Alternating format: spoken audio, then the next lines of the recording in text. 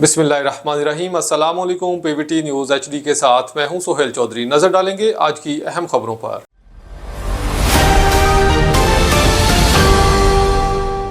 پسرور کی طرف رخ کریں گے، جہاں پسرور انتظامیہ اور ٹریفک پولیس کی غفلت کے باعث پرانا لاری اڈا چوک مکمل طور پر رکشوں کے قبضے میں آ چکا۔